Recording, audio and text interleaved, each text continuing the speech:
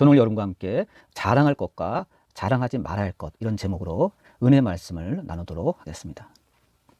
사람은 누구나 자랑할 것이 있습니다. 여러분, 알고 보면 이 세상 사람치고 자랑할 것이 없는 사람은 없어요. 하다못해 궁뱅이도 뒹구는 재주가 있다, 이런 말이 있죠. 그러니까 나는 자랑할 게 없어요, 저는 아무것도 없어요 하지만 아니에요. 사실은 잘 찾아보면 누구나 자랑할 게 몇 개씩은 갖고 있습니다. 그런데 이래서 사람들은 자랑하려고 하면 누구나 자랑할 수가 있고, 또 자기를 비롯한 주변 것들을 자랑하기 쉽습니다. 여러분, 자랑은요, 사람의 본능 같아요. 자기를 드러내고 싶어 하는 것은 본능이에요. 그래서 사람마다 자랑하는 게 다양해요. 돈이 많은 사람은 어떡하죠? 자기의 재력을 자랑합니다. 지식이 많은 사람, 학벌이 많은 사람, 자랑거리입니다. 또 직업을 자랑하기도 하고, 자기의 뭐 가문이나 부모, 또 자식을 자랑하기도 합니다. 또 자기의 미모를 자랑합니다. 자기의 기술이나 무슨 솜씨 같은 것을 자랑할 수도 있습니다. 우리는 가진 게 많을수록 남에게 자랑하고 싶어집니다. 반대로 열등감이 많은 사람도 자랑하고 싶어요. 왜냐하면 보상받으려는 그런 심리가 작동하기 때문입니다. 남한테 인정받기 위해서 그런 거예요. 그런데 우리는 자기 자랑에 눈이 어두워질 때 이 모든 것이 사실은 하나님의 은혜요, 하나님의 선물로 주어진 것이라는 것을 잊고 살 때가 많습니다. 그래서 특히 내 생각과 내 계획대로 인생이 어떻게 착착 이렇게 진행될 때 보면 자신도 모르는 사이에 자랑하고 싶은 마음이 마음속에서 쑥 올라옵니다. 그래서 자랑하게 되는 거예요. 근데 자랑은 자칫하면 교만으로 흐르기 쉽습니다. 그래서 여러분, 우리가 잘 나가다 가끔 제동이 걸릴 때가 있죠. 태클이 들어올 때가 있어요. 그러면 왜 이러지? 왜 내 인생에 이렇게 태클이 들어오지? 하고 흥분할 필요가 없습니다. 하나님이 나로 하여금 자랑에 빠지지 못하도록 나를 좀 단속하시는구나, 이렇게 생각하는 것이 건강에 좋습니다. 그래서 하나님은 우리가 아까 읽은 그 잠언 말씀처럼 너는 내일 일을 자랑하지 말라 하셨습니다. 하루 동안에 무슨 일이 일어날는지 내가 알 수 없다, 이렇게 강조하셨습니다.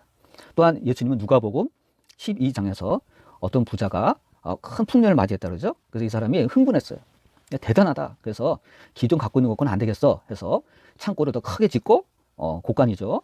그리고 거기에다가 모든 곡식과 물건을 쌓아놓고 스스로 말했다는 거예요. 뭐라 그랬죠? 내 영혼아, 여러 해 동안 쓸 물건을 많이 쌓아두었으니 너는 평안히 쉬고 먹고 마시고 즐거워하자 그랬어요.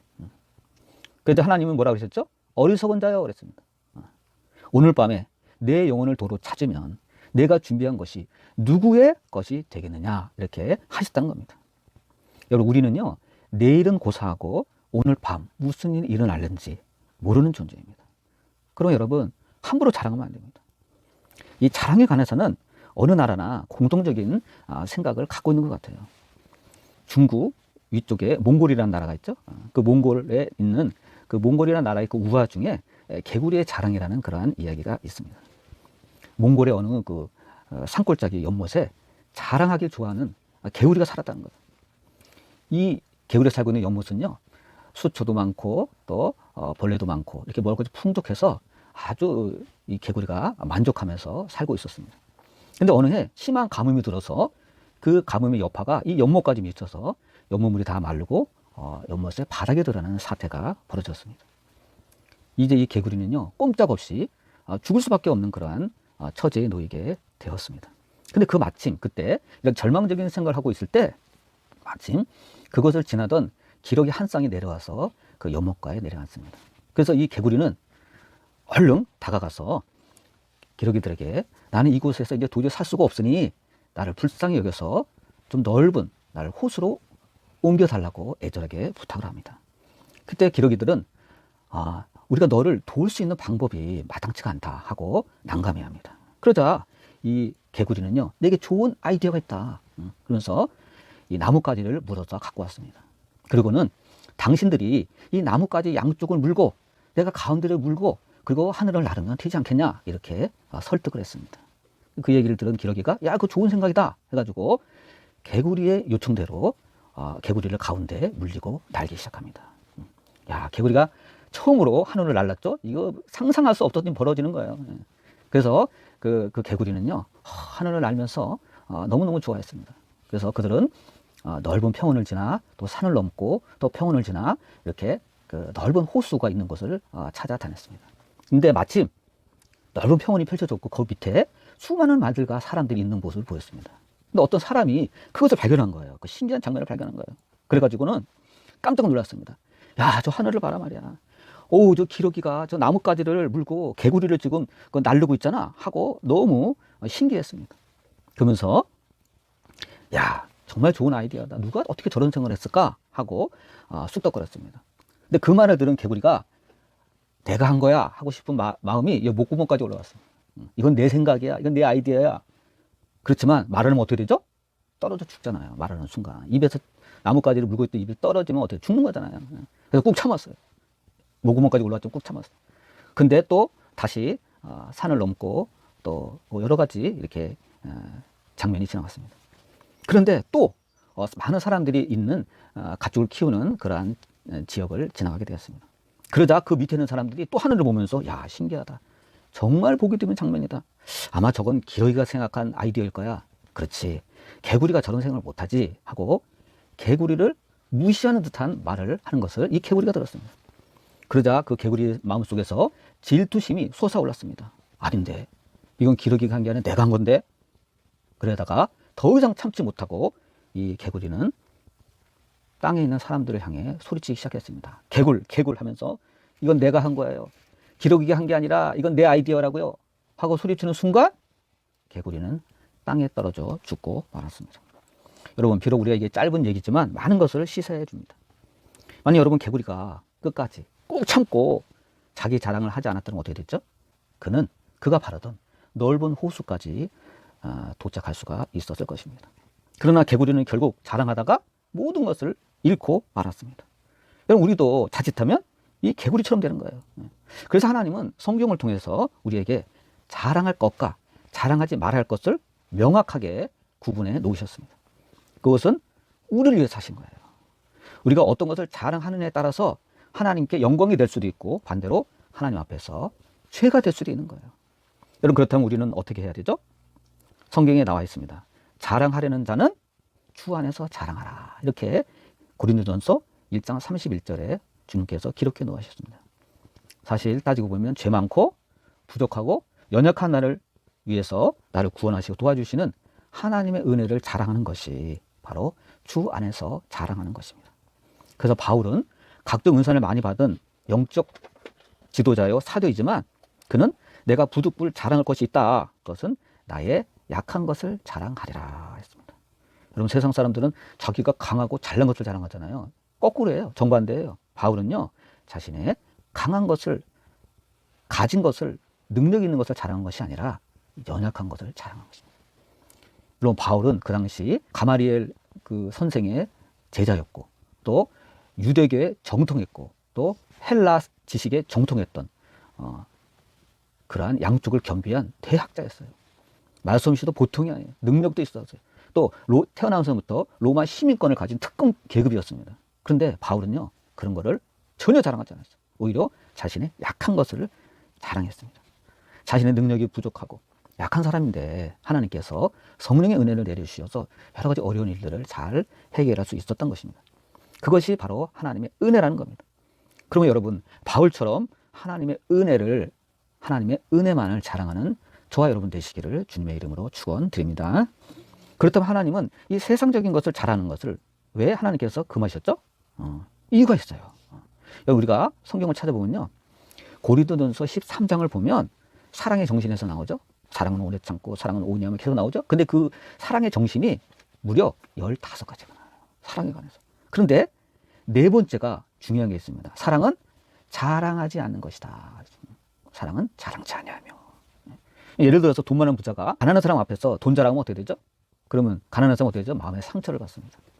그 속에서 부럽기도 하고 질투심도 끌어오르고 또 시기심도 나고 또 자격지심도 드는 거예요. 이것은 이웃을 사랑하는 방법이 아닙니다. 이것은 이웃을 속상하게 하는 거예요. 그래서 하나님은 자랑하지 말라 이렇게 하신 거예요. 흔히 돈 자랑, 건강 자랑, 자식 자랑하는 게 아니라고 했죠. 왜요? 이 모든 것은요, 가변적인 거예요. 언제 어떻게 변할지 모르는 거예요.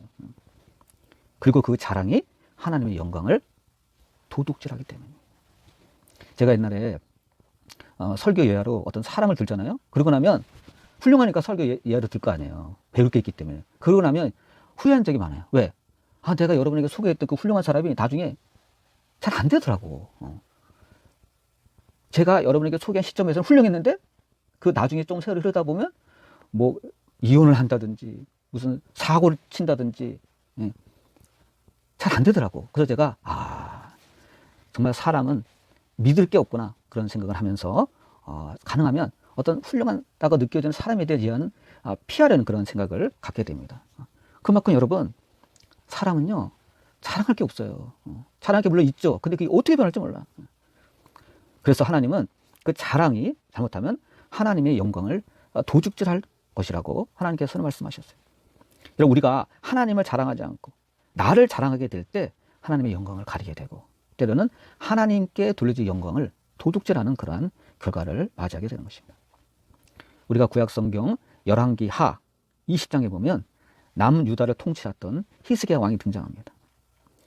이 히스기야 왕은요 이웃나라 아수르가 침략해 왔을 때 온 백성과 함께 기도로 그 어려움을 극복한 왕이에요. 또 그가 죽을 병에 걸렸을 때 간절히 하나님께 기도함으로 그의 생명이 15년이나 연장되는 그런 기도 응답을 받은 왕이에요. 그거 대단한 거 아니에요? 자랑할 만하죠. 근데 자랑했어요. 여러분 내가 자랑할 만한 게 있는데 자랑하지 않는다는 건 참 힘든 거예요. 근데 자랑하지 않을 때 하나님께서 그 사람을 높이 쓰십니다. 근데 내가 자랑할 것이 있다 해서 자랑하면요 그게 문제가 돼요. 자, 히스기야가 여러분 최강대국 아수르를 물리치고 또 중병에 걸렸는데 기적적으로 회복됐다는 그 소문을 듣고 바벨론에서 특별 사절단이 옵니다. 예물을 들고 와 축하한다고. 근데 그 사람들의 본심이 아니에요. 남유다를 염탐하러 온 거예요. 근데 히스기야는 그걸 간파하지 못했던 거예요. 나태해진 거예요. 그래서 나를 알아주는구나. 그래도 이 사람들이 그래가지고 쭉 와가지고 그 사절단을 환대하면서 남유다에 있는 모든 좋은 걸 다 보여준 거예요. 곡관을 열어서 금은보화 다 보여주고 우리 무기고를 봐라. 무기도 보여주고 각종 좋은 걸 다 보여준 거예요. 그러자 그 소식을 들은 이사야 선지자가 나타납니다. 왕이시여 어떻게 이런 일을 했냐 말이에요. 하나님의 말씀을 전합니다. 내가 자랑한 왕궁의 모든 것이 다 바벨론으로 옮겨질 것이다. 결과적으로 어떻게 됐죠? 나중에 남유다는 쳐들어온 바벨론에 의해서 나라는 멸망당하고 히스기야가 자랑했던 모든 보물과 보화가 다 바벨론으로 옮겨졌던 것입니다. 여러분 우리가 하나님께 은혜를 받습니다. 하나님의 복을 받습니다. 근데 그것을 겸손하게 감사하지 못하고 남에게 자랑질을 할 때 하나님은 그 자랑거리를 거둬가시는 거예요. 자랑지 못하게 하시는 거예요. 히스기야처럼 한 개인을 떠나 지도자가 잘못 자랑을 하면요 나라가 망할 수도 있는 거예요. 저는 긴 인생은 상관 아니지만 제가 살아온 인생을 이렇게 보면요 건강하다고 자랑하는 사람 있죠. 난 건강해. 나는 100살까지 살 수 있어. 그런 사람 치고요 오래 사는 사람 못 봤어요. 근데 오히려 이 사슴처럼 약한 사람도 있죠. 초식동물처럼 약한 사람. 나는 어렸을 때 부모님이 제가 너무 연약해서 오래 살지 못할 거라고 걱정 많이 하셨어요. 그런 사람이 오래 살더라고. 희한해요. 그 연대 여기 철학 교수였던 그 김영석 교수님 있잖아요. 제가 찾아보니까 연세가 105세예요.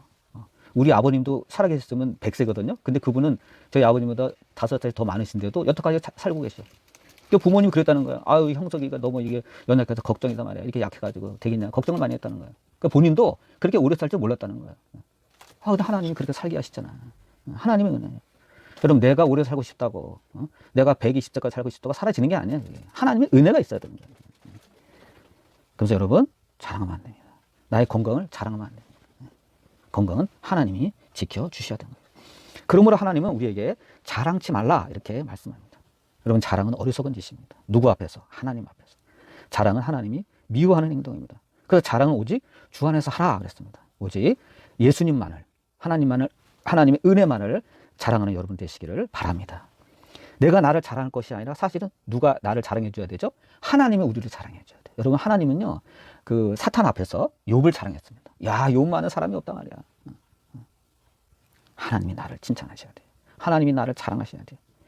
내가 나를 자랑하는 것이 아니라 이웃이 나를 자랑하고 이웃이 나를 칭찬하는 성도 여러분이 되시기를 주님의 이름으로 축원드립니다. 기도합시다.